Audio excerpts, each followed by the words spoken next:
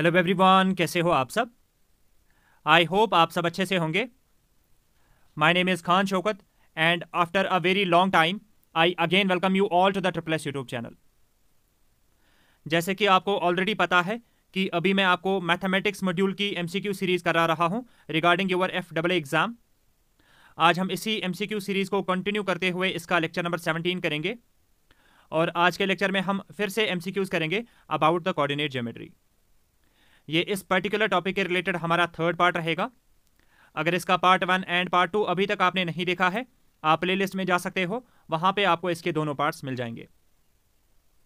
आज के लेक्चर को शुरू करने से पहले I request you all to subscribe to this channel and do not forget to like and share the video.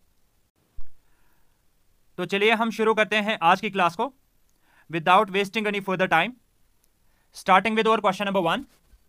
The area of a triangle formed by the coordinates A 2, 3, B 5, 4 and C x, 6 is 1.5 square units.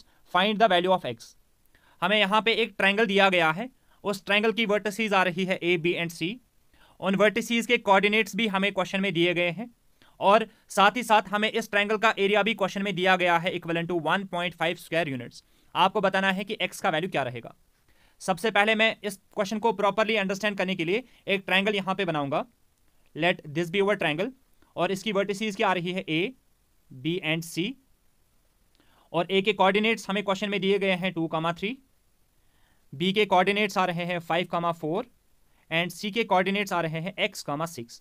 ठीक है, हमें इस x का value यहां पे calculate कर लेना है।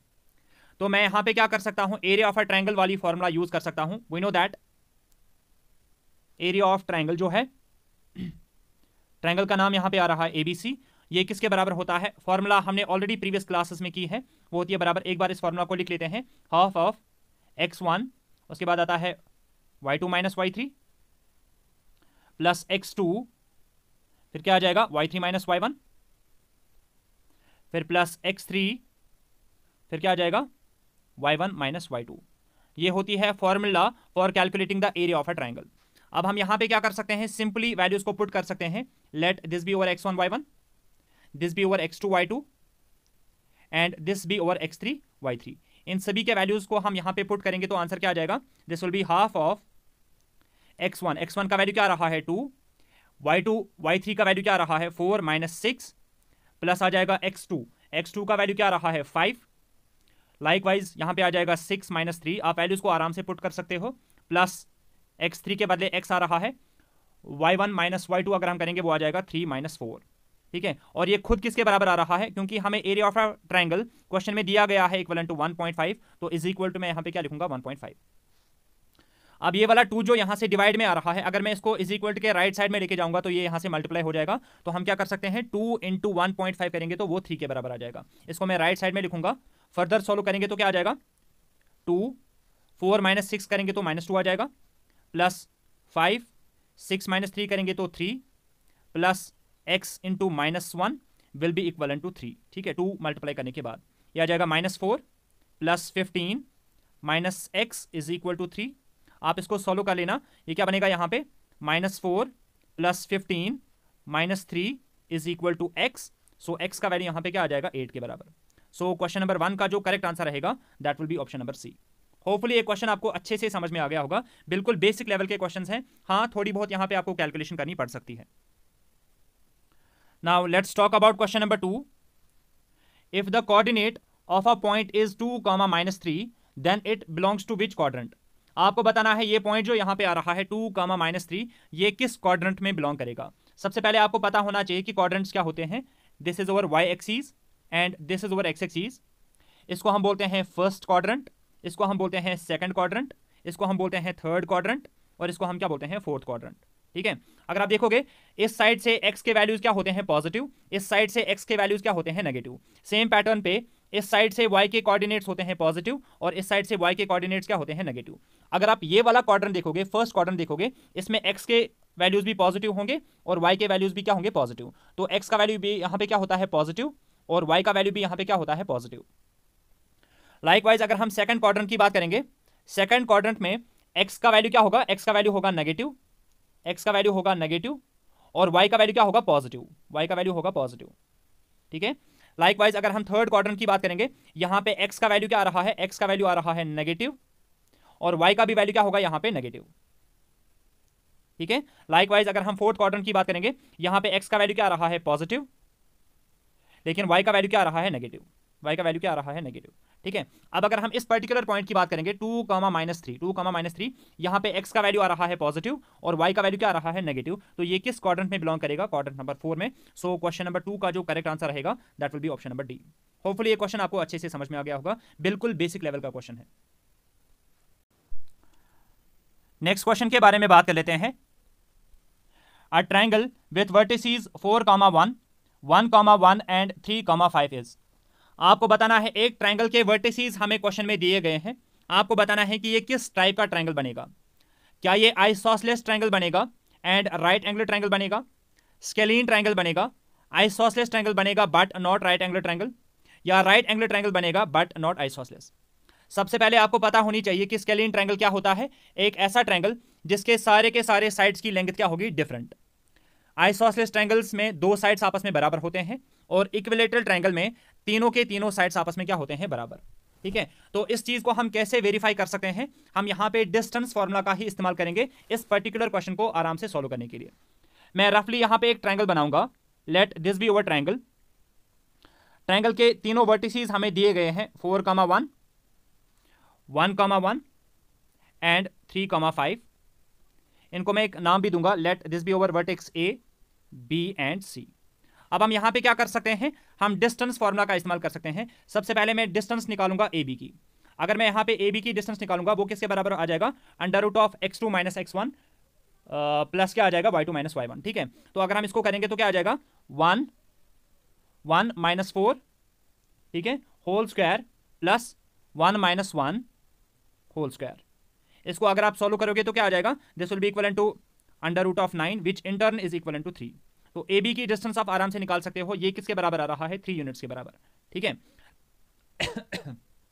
सॉरी, सेम पैटर्न पे अगर हम AC की डिस्टेंस को कैलकुलेट करेंगे, AC की डिस्टेंस हम कैसे कैलकुलेट कर सकते हैं, again bye using the distance formula.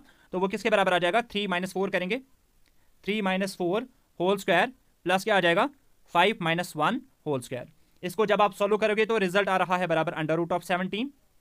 Likewise अगर हम BC की डिस्टेंस को कैलकुलेट करेंगे तो यहां पे क्या आ जाएगा, फिर से डिस्टेंस फॉर्मूला अप्लाई करेंगे तो क्या आ जाएगा 3 - 1 whole square plus 5 - 1 whole square. इसको सॉल्व करोगे तो रिजल्ट आ जाएगा बराबर √of 20 के, ठीक है। होपफुली डिस्टेंस फॉर्मूला को कैलकुलेट करना आपको अब अच्छे से आता होगा। इन केस अगर आपको अभी भी नहीं आ रहा है तो आप इसका पार्ट 1 देख सकते हो, वहां पे हमने डिस्टेंस फॉर्मूला के रिलेटेड कुछ क्वेश्चंस किए हैं, ठीक है।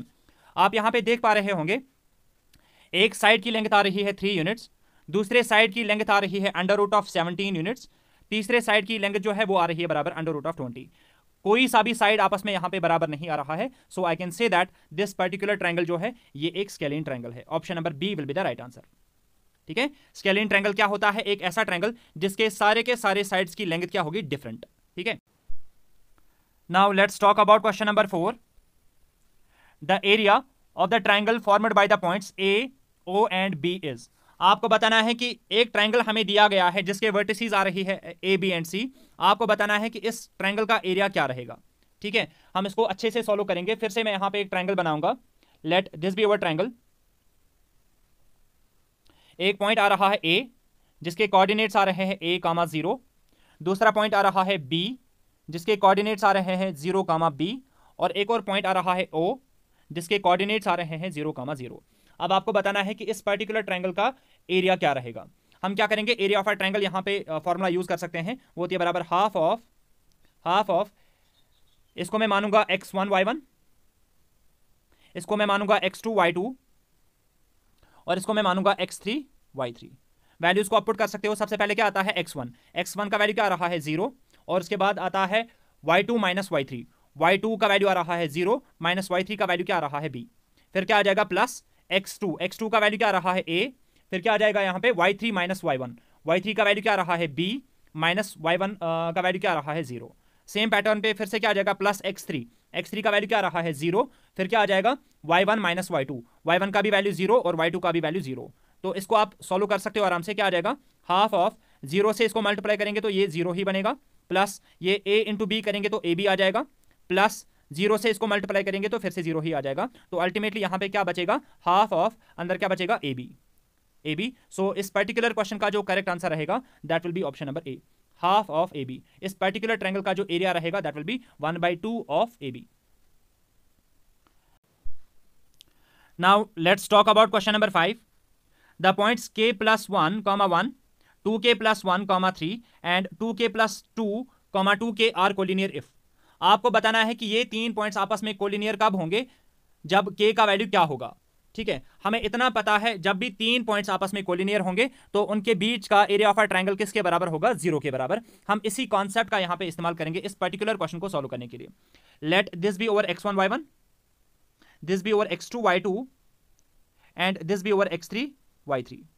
ठीक है, मैं प्रॉपरली इस चीज को यहां पे सॉल्व करूंगा स्टेप बाय स्टेप ताकि आपको चीजें अच्छे से समझ में आ जाए।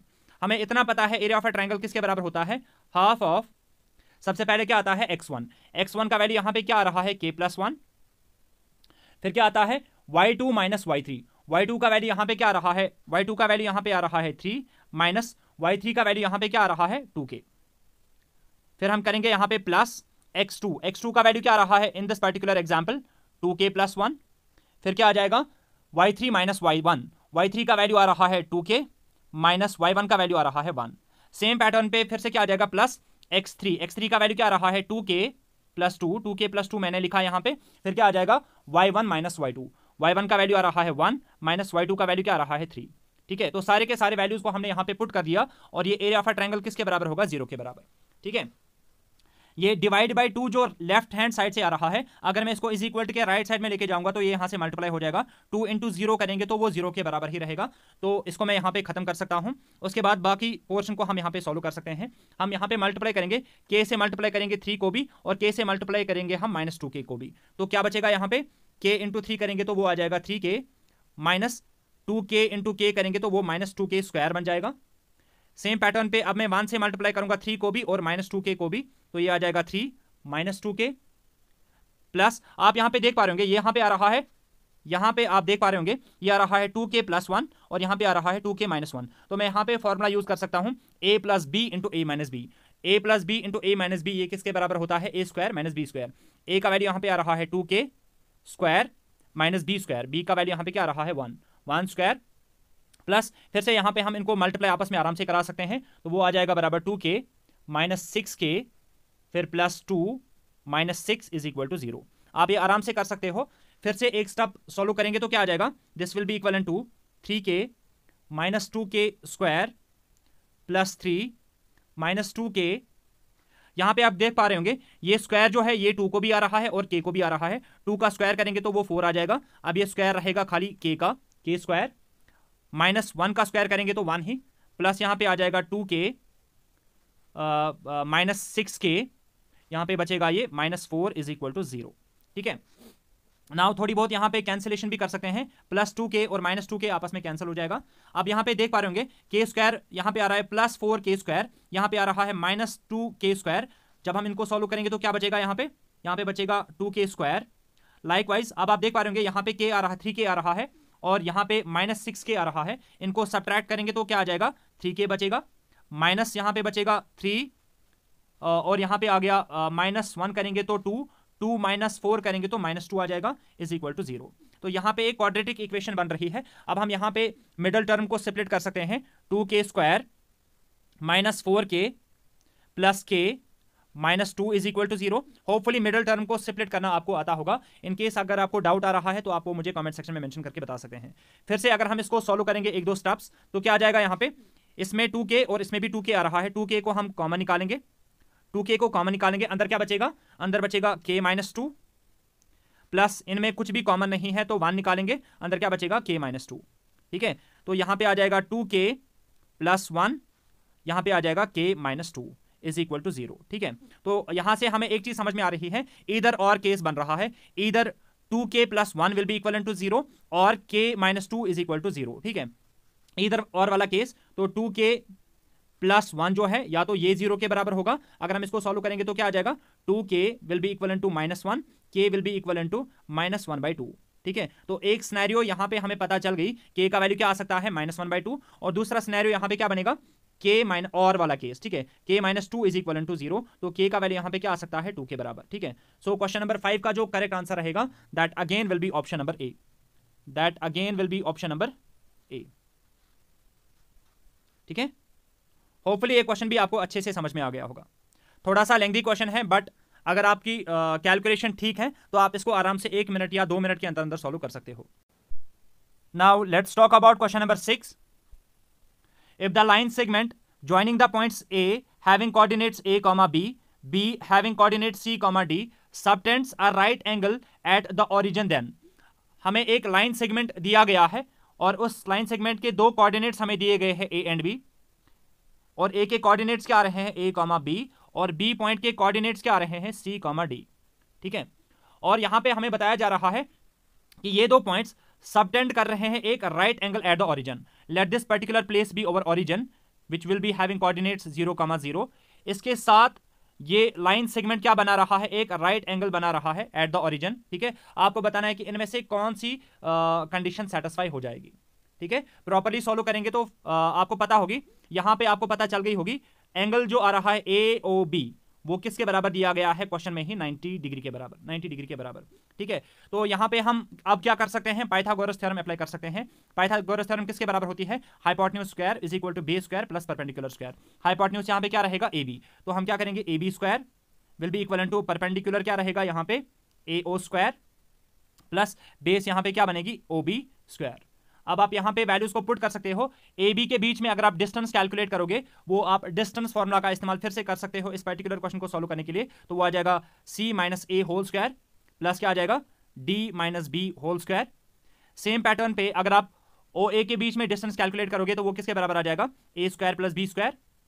लाइकवाइज अगर आप ओ बी के बीच में डिस्टेंस को कैलकुलेट करोगे वो किसके बराबर आ जाएगा, that will be equal to C square plus D square, ठीक है। तो ये हमने क्या कर लिया, ए बी का वैल्यू कैलकुलेट कर लिया, ए ओ का वैल्यू कैलकुलेट कर लिया और ओ बी का भी वैल्यू कैलकुलेट कर दिया, ठीक है। इनके स्क्वायर का वैल्यू हमने कैलकुलेट कर लिया। अब यहां पे फॉर्मूला आ रही है ए माइनस बी होल स्क्वायर, ए माइनस बी होल स्क्वायर किसके बराबर होता है ए स्क्वायर, तो यहां पे आ जाएगा c square plus b square, b के बदले यहां पे क्या आ रहा है ए स्क्वायर माइनस 2ab, 2a के बदले यहां पे आ रहा है सी और बी के बदले यहां पे क्या आ रहा है ए, प्लस यहां पे भी हम क्या करेंगे d minus B whole square किसके बराबर आ जाएगा d square plus b square minus 2db is equal to right side में हम कुछ भी नहीं करेंगे a square plus b square plus c square plus D square.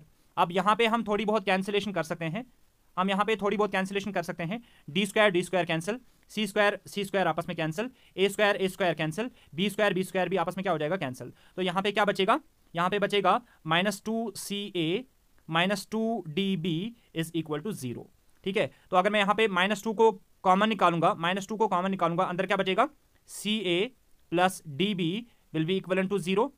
यहां से ये माइनस 2 मल्टीप्लिकेशन में आ रहा है, अगर मैं इसको इज इक्वल के राइट साइड में लेके जाऊंगा तो यहां से ये डिवाइड हो जाएगा, 0 डिवाइड बाय एनीथिंग वो 0 के बराबर ही रहता है। तो अल्टीमेटली यहां पे क्या बचेगा ca plus db is equal to 0, ठीक है। सो क्वेश्चन नंबर 6 का जो करेक्ट आंसर रहेगा that will be option number B.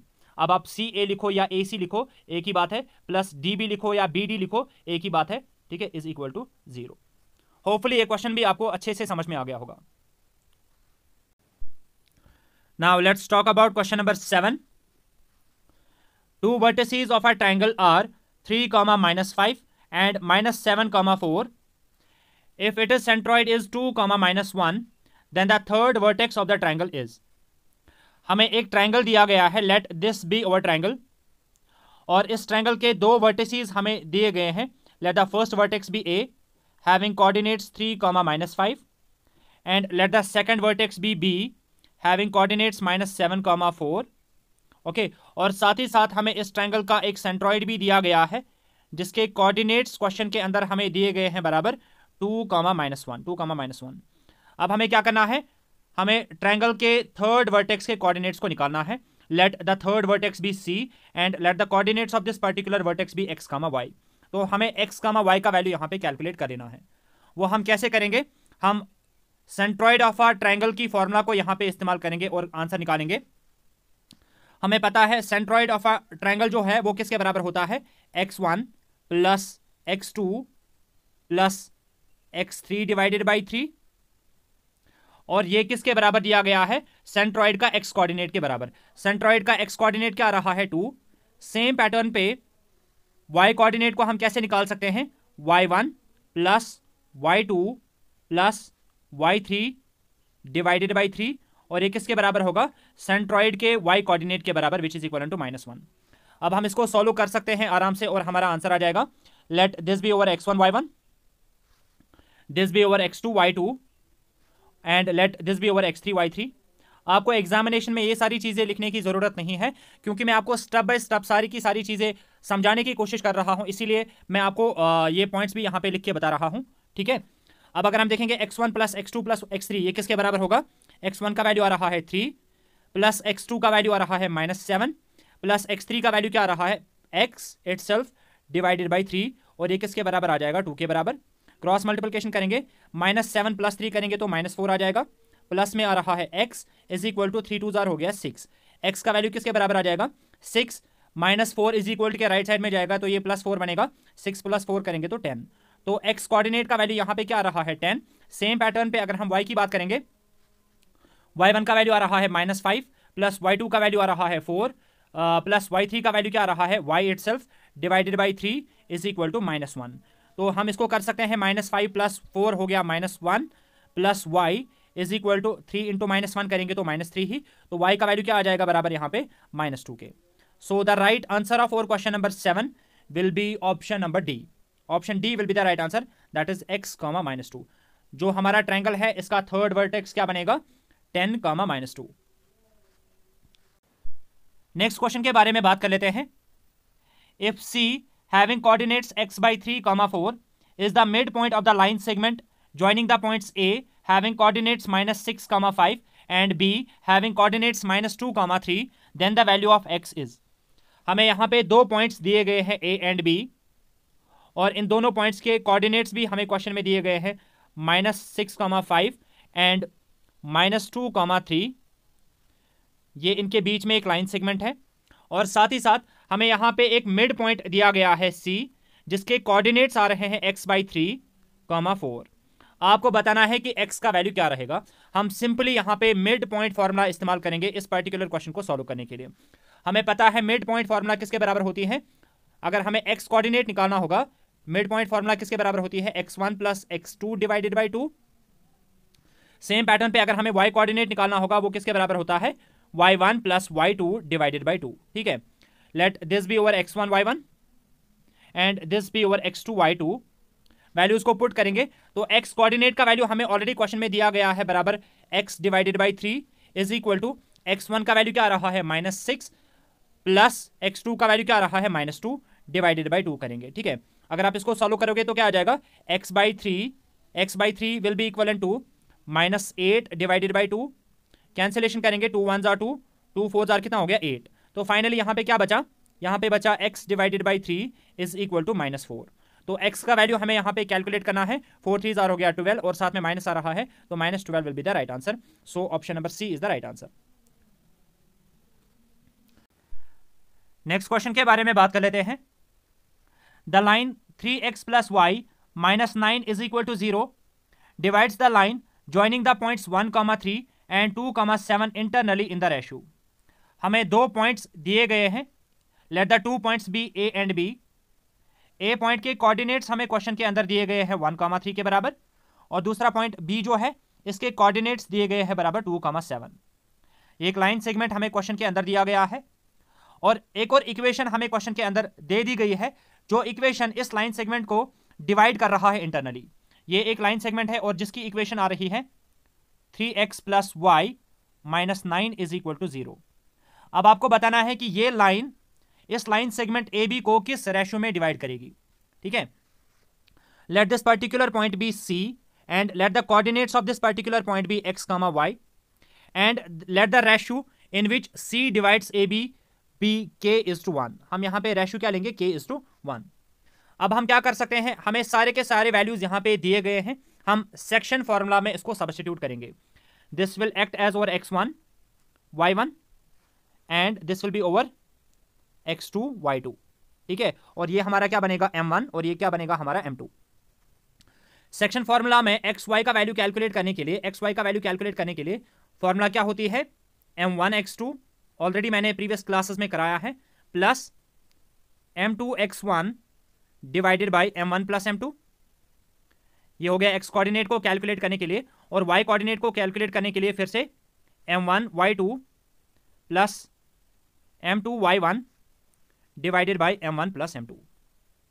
ठीक है, वैल्यूज को पुट करेंगे तो क्या आ जाएगा, x कामा y का वैल्यू किसके बराबर आ जाएगा, this will be equal to m1 का वैल्यू क्या आ रहा है यहाँ पे k इंटू x2 का वैल्यू क्या आ रहा है 2 प्लस m2 का वैल्यू आ रहा है 1 और x1 का भी वैल्यू आ रहा है 1 divided by m1 plus m2 that will be equal to k plus 1 comma फिर से यहाँ पे भी वैल्यूज को पुट करेंगे तो k into 7 plus 1 into 3 divided bye क्या आ जाएगा k प्लस 1।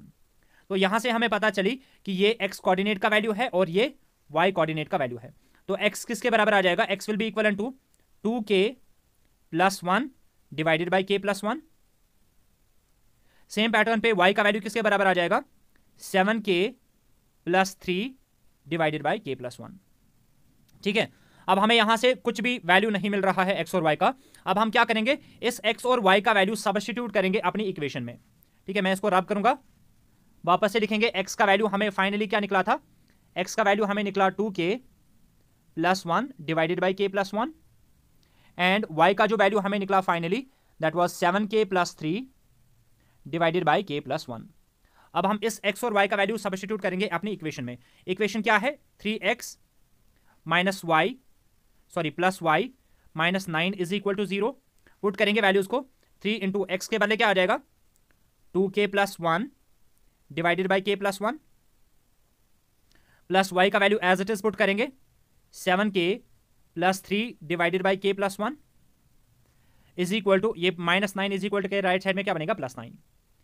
फिर से यहां पे मल्टीप्लिकेशन करेंगे, 3 2 जार हो गया 6k प्लस 3 1 जार 3 divided by k plus 1 plus क्या आ जाएगा 7k plus 3 divided by k plus 1 will be equal to 9।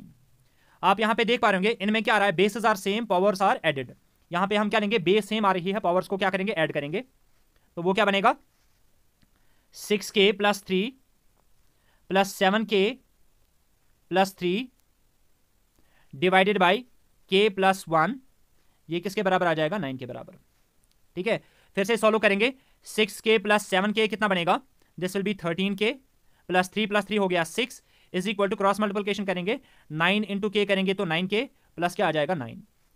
तो यहां पे आ जाएगा ये 13k minus 9k is equal to 9 minus 6, यह आ जाएगा 4k will be equal to 3। तो k का वैल्यू क्या आ जाएगा, k will be equal to 3 divided by 4। So इस पर्टिकुलर क्वेश्चन का जो करेक्ट आंसर रहेगा that will be option number A. जो ये लाइन सेगमेंट आ रही थी, जो ये इक्वेशन आ रही थी 3x प्लस वाई माइनस 9, ये इन दो पॉइंट्स को इंटरनली डिवाइड कर रहा है किस रेशो में, 3:4 रेशो में। होपफुली ये क्वेश्चन भी आपको अच्छे से समझ में आ गया होगा। बात करते हैं आज के सेशन के लास्ट क्वेश्चन के बारे में। The line segment joining the points A having coordinates 3, -1 and B having coordinates -6, 5 is trisected.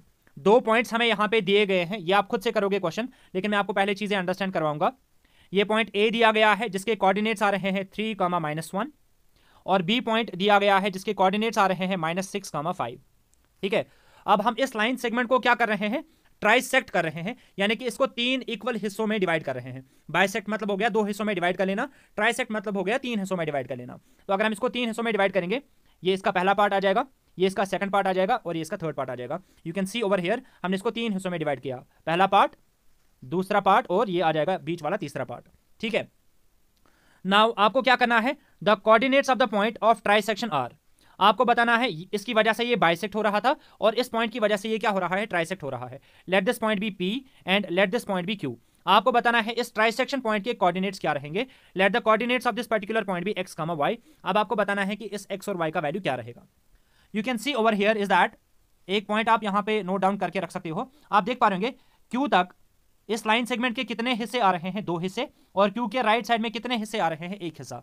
तो इस साइड से 2 हिस्से आ रहे हैं और इस साइड से 1 हिस्सा आ रहा है। तो क्यू पॉइंट जो है ये हमारी लाइन सेगमेंट ए बी को किस रेशो में डिवाइड कर रहा है, 2:1 रेशो में डिवाइड कर रहा है।